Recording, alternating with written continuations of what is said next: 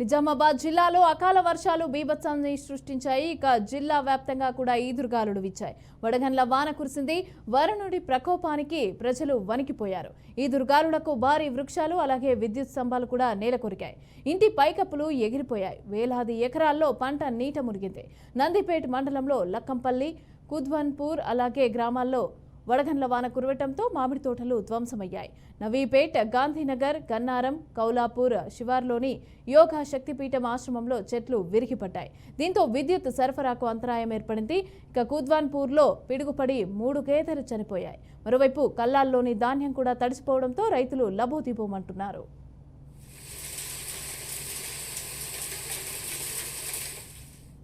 రెడ్డిగా నిజామాబాద్ జిల్లాలో వర్షాలకైతే బీభత్సం సృష్టిస్తున్నాయి. అయితే దీనికి సంబంధించి అక్కడ పరిస్థితి ఎలా ఉంది అని చెప్పి అందించడానికి మా నిజామాబాద్ ప్రతినిధి ధనంజయ్ సిద్ధంగా ఉన్నారు.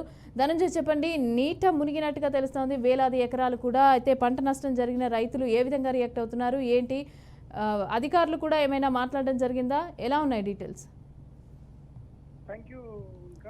చూస్తున్నాం. నిజామాబాద్ జిల్లా వ్యాప్తంగా శుక్రవారం సాయంత్రం గాలి వాన బీభత్సాన్ని సృష్టిందని చెప్పొచ్చు. ఈదురు గాలితో కూడిన వర్షం కురవడంతో చెట్లన్నీ పూర్తి స్థాయిలో నేలకొరిగాయి. విద్యుత్ స్తంభాలు విరిగిపడడంతో పలు ప్రాంతాల్లో విద్యుత్ కు అంతరాయం ఏర్పడింది. ఈదురుగాలతో దాటికి పలు ఇళ్లపై పైకప్పులు సైతం కూలిపోవడంతో నష్టం వాటిల్లడంతో ఎండలు వర్షాల్లోనే ఇటు ప్రజలు ఉన్న పరిస్థితి మనకు కనబడ్డది. ప్రస్తుతం వరితో పాటు ఇతర పంటలకు తీవ్రంగా నష్టం వాటిల్లని చెప్పేసి ఇప్పటికే రైతులు చెప్తున్నారు. నందిపేట మండలంలోని లక్కంపల్లి, చిమరాజ్పల్లి, వెల్మల్, కుద్వాన్పూర్ గ్రామాల్లో రాళ్ల వర్షం కురిసింది.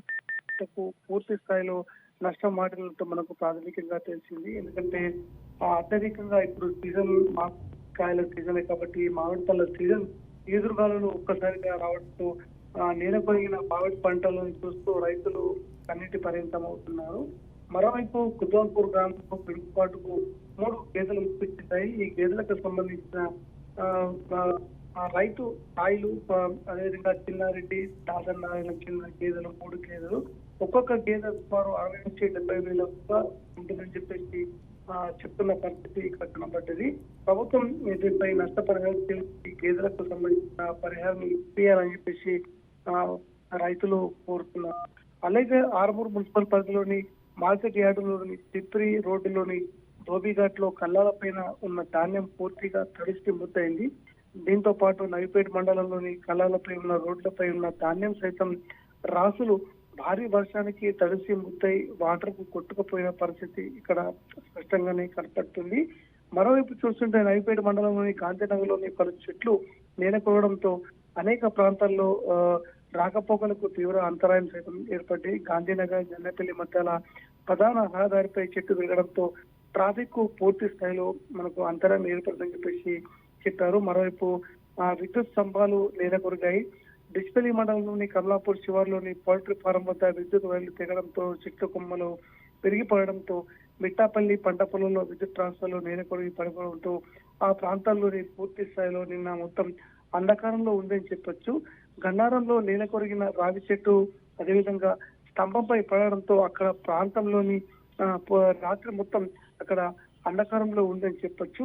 దీంతో పలు నిజామాబాద్ జిల్లాలో చూస్తుంటే ఒకవైపు ఈదురుగాలులు ఒక్కసారిగా బీభత్సాన్ని సృష్టించాయని చెప్పొచ్చు. ధాన్యం రాసుల కుప్పలులో నీళ్లు చేరడంతో రైతులు ఆందోళన చెందుతున్నారు. ఒక్కసారిగా వర్షం బీభత్సాన్ని సృష్టించిందని చెప్పేసి అటు కళ్ళల్లో ఉన్న వరి ధాన్యాన్ని కుప్పలను కాపాడుకునే ప్రయత్నంలో సైతం చేశారు. Mounika. Right, thank you Dhananjay.